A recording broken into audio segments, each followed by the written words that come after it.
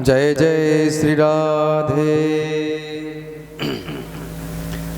तीसरा प्रश्न किया कि महाराज भगवान अवतार क्यों लेते हैं। चौथा प्रश्न किया कि यदि भगवान अवतार लेते हैं तो लीलाएं भी करते हो, उनकी लीलाएं कौन कौन सी हैं।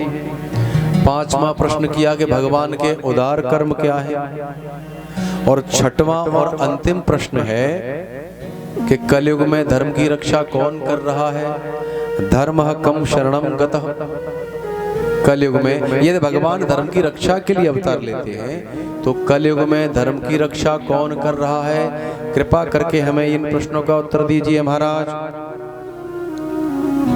सूत जी प्रसन्न हो गए, भगवत भक्ति के महात्म्य का वर्णन करने लगे। किसको याद करके? श्री सुखदेव जी को याद करके। सूत जी महाराज सुखदेव जी को प्रणाम करके यम प्रव्रजन्तमनुपेतमपेत कृत्यम द्वैपायनो विरह कातरया जुहाव पुत्रेति तन्मयतया तरवो विनेदुस्तं सर्वभूत हृदय मुनिमानतोऽस्मि। नारायणं नमस्कृत्य नरं चैव नरोत्तमं देवीं सरस्वतीं व्यासं ततो जयमुदीरये।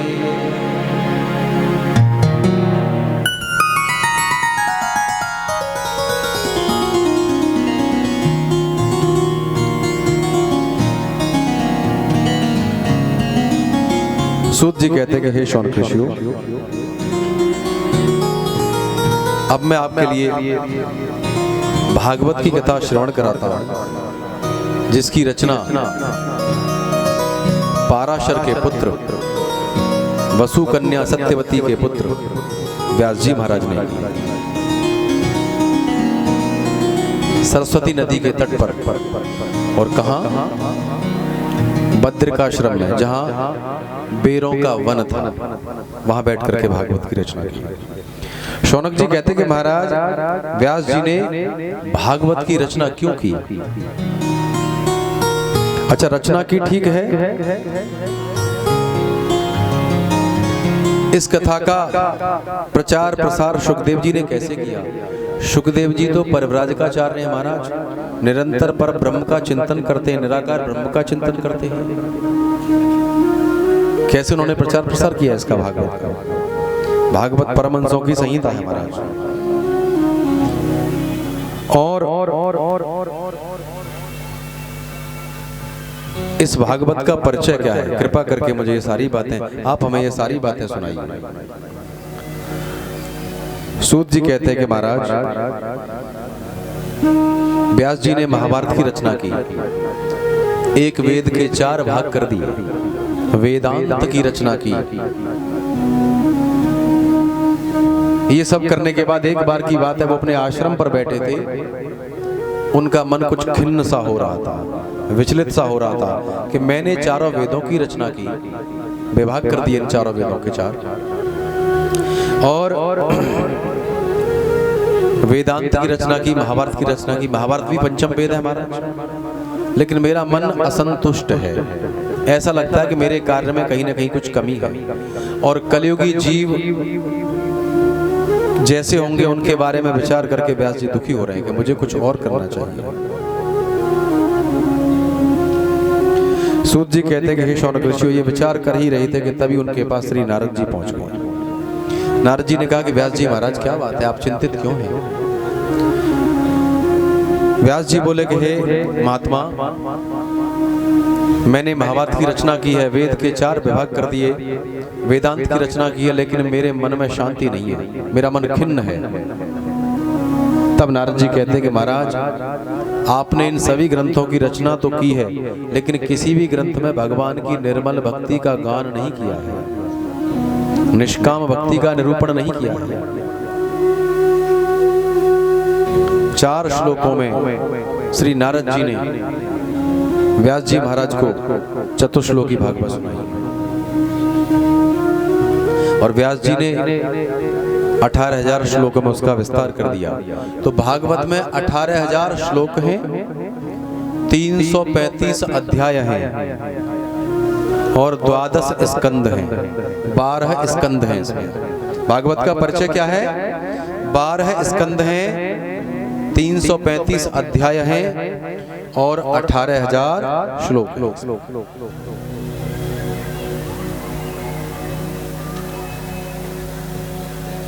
अपने पूर्व जन्म की कथा भी नारद जी ने व्यास जी को सुनाई महाराज।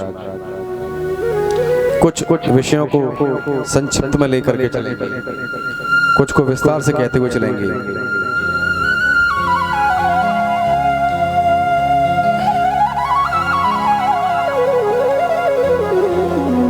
सूत जी कहते कि हे शौनक ऋषियों, महाभारत का युद्ध हुआ, लाखों योद्धा मारे गए, दुर्योधन भी घायल हो गया।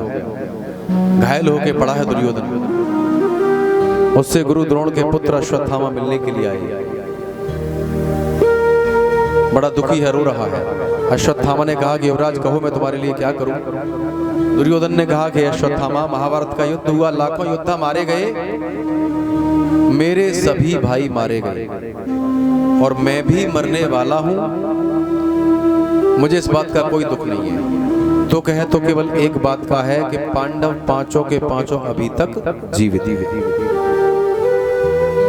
यदि एक भी मर जाता तो मुझे संतुष्टि हो जाएगी। अश्वत्थामा ने कहा महाराज किस चिंता की बात कर रहे हो, पांडवों को अभी मार के लाया। शाम का समय था। अश्वत्थामा नग्न तलवार लेकर के पांडवों के शिविर की ओर गए। पांडव उस समय अपने शिविर में नहीं थे। द्रौपदी के 5 पुत्र सो रहे थे महाराज। अश्वत्थामा ने द्रौपदी के सोते हुए 5 पुत्रों को मार डाला। उनके सिर काट करके ला करके दुर्योधन के सामने रख दिए। दुर्योधन ने उन सिरों को देखा तो रोने लगा और कहा कि हे अश्वत्थामा, ये सिर पांडवों के नहीं हैं, ये सिर द्रौपदी के 5 पुत्रों के हैं और तुमने तो हमारे वंश को ही नष्ट कर दिया।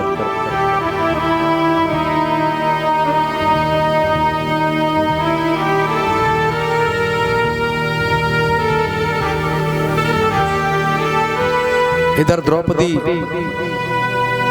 ने देखा कि उसके 5 पुत्रों के सिर कटे हुए हैं, विलाप करने लगी।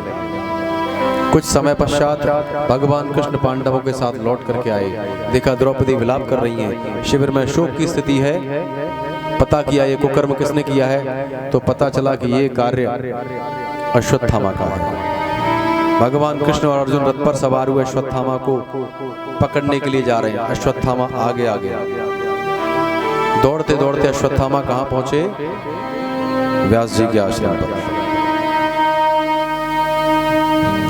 जब अश्वत्थामा जान गए कि अर्जुन मुझे नहीं छोड़ेगा, तो ब्रह्मास्त्र का संधान कर दिया महाराज। चलाना जानते थे, वापस करना नहीं जानते थे। आकाशवाणी हुई कि अश्वत्थामा ब्रह्मास्त्र को वापस करो वरना प्रलय हो जाएगा। अश्वत्थामा ने कहा कि मैं चलाना जानता हूं, वापस करना नहीं जानता।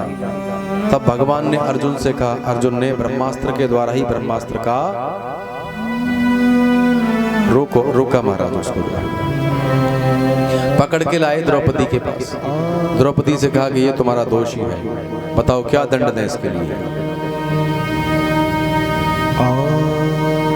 द्रौपदी ने बड़ी सुंदर बात कही, देखिए सबसे पहली बात तो ये कि ये आपके गुरु के पुत्र हैं, ये गुरुपुत्र हैं। दूसरी बात यह है कि अपनी माता के अकेले हैं।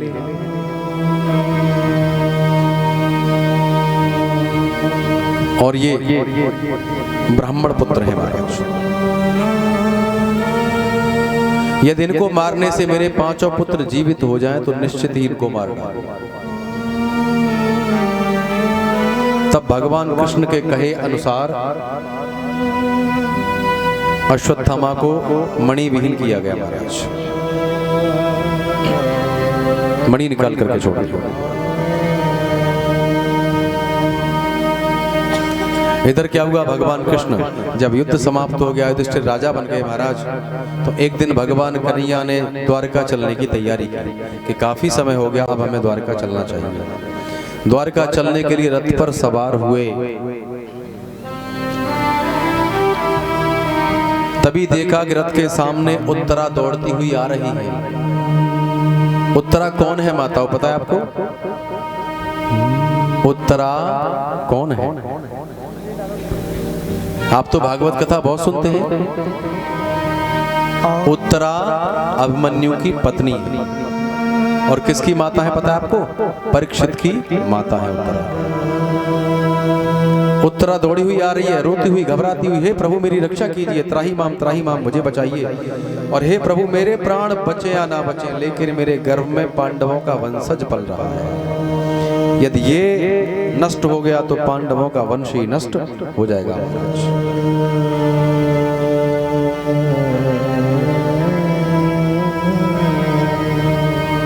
माताओं के हाथ में 2 कुलों की लज्जा होती है, अपने पिता का कुल और ससुराल का कुल।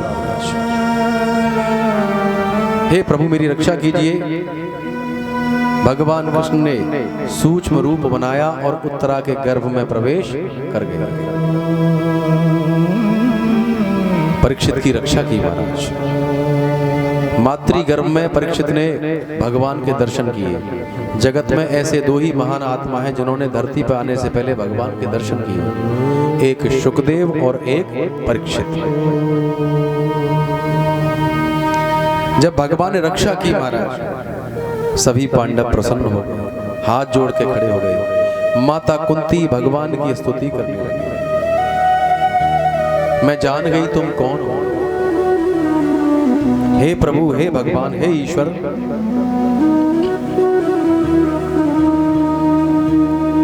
नमः पंकजनाभाय नमः पंकजमालिने नमः पंकजनेत्राय नमस्ते पंकजांघ्रये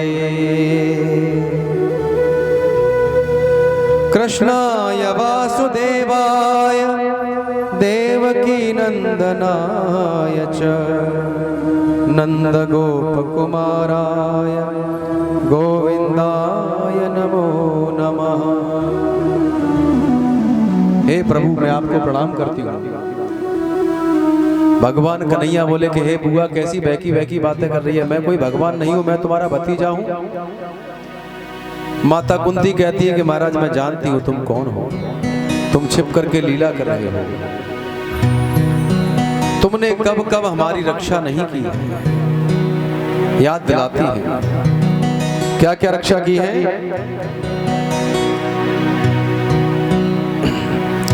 लाक्षागृह में जब आग लगवाई दुर्योधन ने, तब तुमने ही रक्षा की थी मेरे पुत्रों की, है ना? हिडिंब आदि राक्षसों की दृष्टि से, द्यूत क्रीड़ा से, दुर्योधन की सभा से कब कब तुमने हमें नहीं बचाया। और ये भयानक युद्ध हुआ महाभारत का, इसमें भी आपने ही मेरे पुत्रों की रक्षा की। भगवान कन्हैया बोले बुआ कैसी बातें कर रही है, मैं कोई भगवान नहीं हूं। कुंती कहती है कि नहीं। भगवान कृष्ण प्रसन्न हो गए, बोले कि यदि बुआ वैसे तो मैं भगवान नहीं हूं, यदि तू मुझे भगवान मानती है तो मांग ले, आज जो मांगेगी वो देंगे हम तुझे। और माता कुंती ने क्या मांगा? विपदः सन्तु न शश्व तत्र तत्र जगद्गुरो भवतो दर्शनं यत्स्याद् पुनर्भव दर्शनम। माता कुंती कहती कि हे प्रभु यदि आप मुझ पर प्रसन्न हैं तो मुझे वरदान दीजिए कि मेरे जीवन में दुख ही दुख आते रहे। जरा सोचिए आपके सामने यदि भगवान आ जाए तो ऐसा कामना तुम करोगे कि हे प्रभु मेरे जीवन में दुख ही दुख आते रहे। भगवान कृष्ण बोले कि बुआ कैसी बहकी बातें कर रही है, दुख झेलते झेलते सारा जीवन निकल गया। जवान उम्र में विधवा हो गई, जीवन में कष्ट ही तो झेले, मुसीबतें ही तो झेली हैं, दुख ही तो झेला है, पेट नहीं भरा।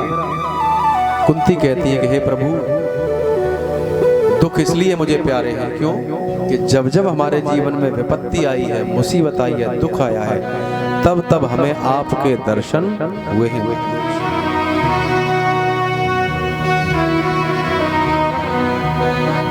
क्योंकि माताओं दुख में सुमिरन सब करें, सुख में करे न को, जो सुख में सुमिरन करे तो दुख काहे को। भगवान की याद कब आती है? दुख में आती है, सुख में नहीं आती।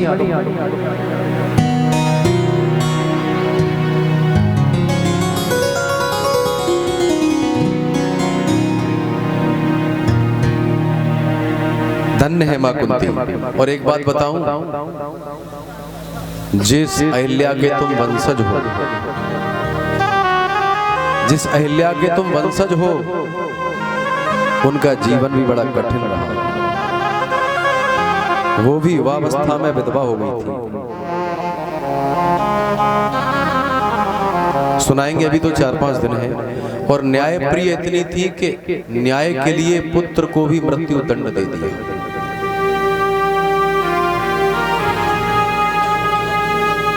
इंदौर में एक बाजार पड़ता है, आढ़ा बाजार, उसमें वो घटना घटी थी। मां अहिल्या, मां साहिब इतनी न्याय प्रिय थी कि अपने बेटे को भी मृत्यु दंड दे दिया। ये ध्यान दे। उनका जीवन भी बड़ा कठिन रहा। युवावस्था में विधवा हो गई।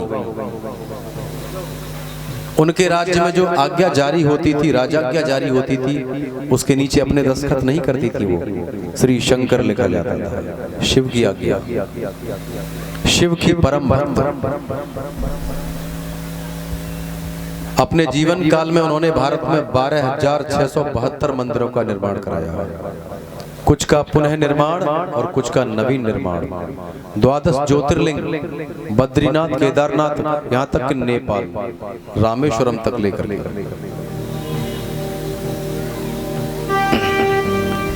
प्रजा का पुत्र की तरह पालन करती थी। तो जीवन में कितनी मुसीबत आ जाए, कभी घबराना नहीं चाहिए।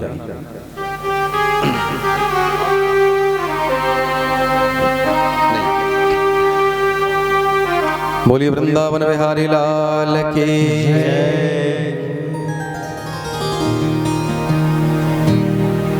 कुंती को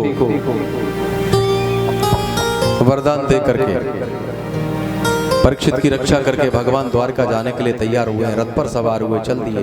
सारे द्वारकावासी देख रहे हैं, रो रहे हैं कि आज भगवान हमको अनाथ करके जा रहे हैं। भगवान चले तो पीछे मुड़कर किसी की ओर नहीं देखा महाराज।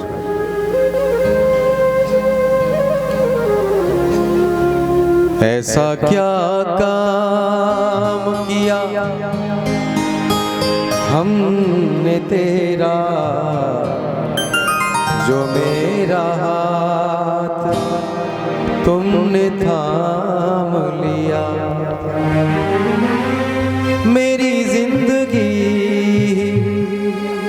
बदल दी तुमने,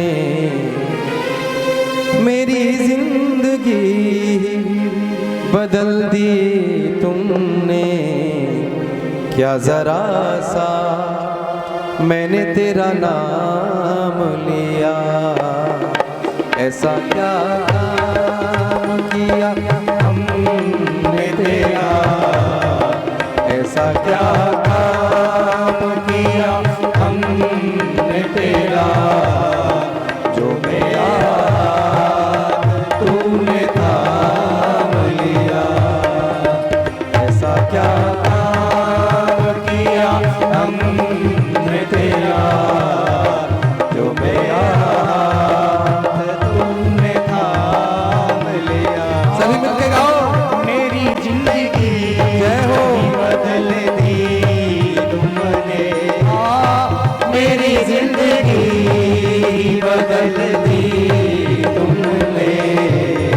क्या जरा सा मैंने तेरा नाम लिया।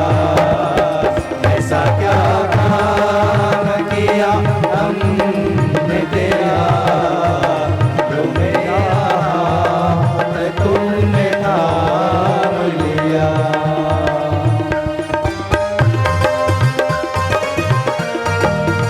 हरि बोल।